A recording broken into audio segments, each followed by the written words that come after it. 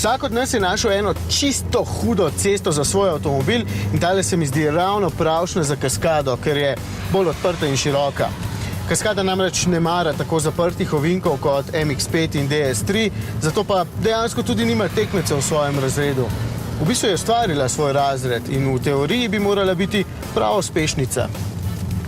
Ker je dolga 4,7 metra, ni tekmica Golfu, Focusu in ostalim brezstrešnim predstavnikom spodnjega srednjega razreda, pa tudi ne večjim premijskim predstavnikom, kot so Mercedes-Benz E, BMW 3 in Audi A5. Je namreč mnogo cenejša in tudi manj mondena.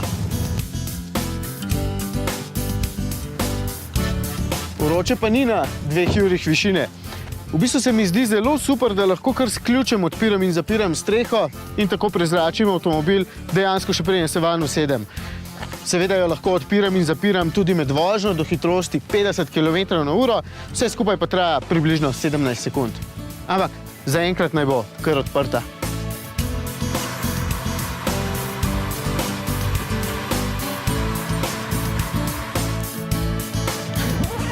Ampak kabrioleti niso pogosto na spisku nujnih nakupov, ker so samo delno uporabni, zato me niti ne preseneča, da jih celo tukaj v osrčju švicarskih Alp ni prav veliko, pa je to dejansko najbolj primerno mesto zanje. Na morju, v tisti vročini, prehitro rata vroče, si predstavljate cjazenje med semaforji v 30 stopinjah Celzija? Bi takoj znorel.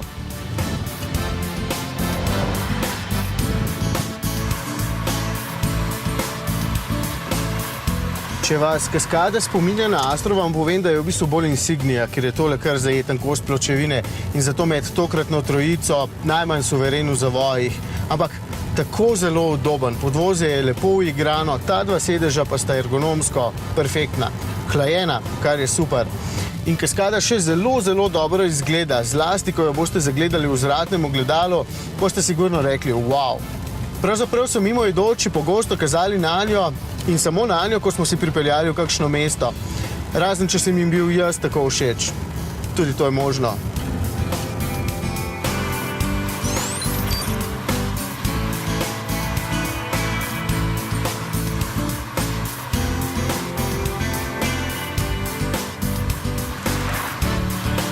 Ampak resno, če sta bila DS3 in MX-5 super na tistih zavojih, je Kaskada najbolj suverena na takšnih bolj odprtih cestah. Oplovci so se sicer potrudili pri vzvojni čvrstosti in nastavitvah podvozja, ampak vam povem, da ta avtomobil sploh ne mara hitre vožnje. V ovinkih se sicer ne zvija, ga pa fino pretrese slab asfalt, kjer se trese celo volan, menjalnik nima rad hitrih premikov, motor pa ne vrtenja.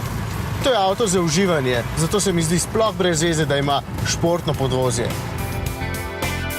Vam pa povem, da celo pri nekaterih prenaštetih premijskih predstavnikih na zadnjih sedežih ni toliko prostora. Tule za menoj recimo lahko povsem udobno sedi Matej. In tudi prtljažnik je velik, zelo velik. Vsaj 280 kg švicarskega sira lahko spravim van in še precej več, če je streha dvignjena. In dejansko je zato Kaskada lahko družinski avtomobil.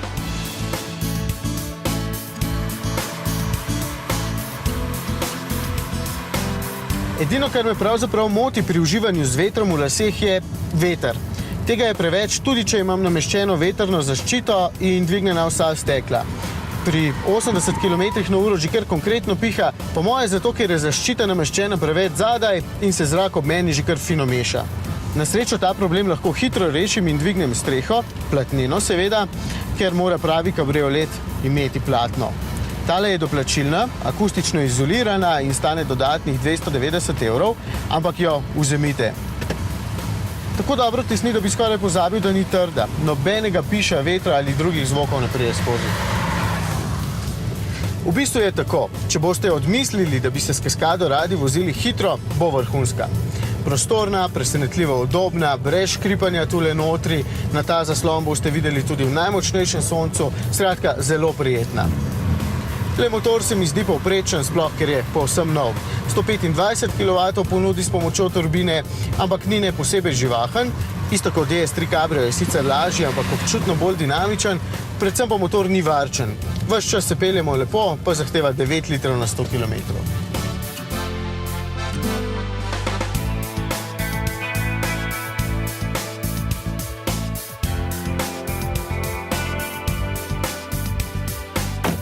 36 000 evrov seveda ni malo in bistveno več od ostalih dveh avtomobilov, ampak boste v tem primeru dobili zelo dobro založeno kaskado.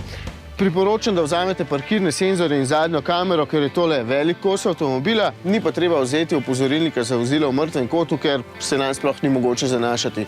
Ko smo se peljali po hitri cesti z ograjo na obeh straneh, je non-stop svetil. A misliš, da ta voda je za kopati? Jaz sem čist prešvicen.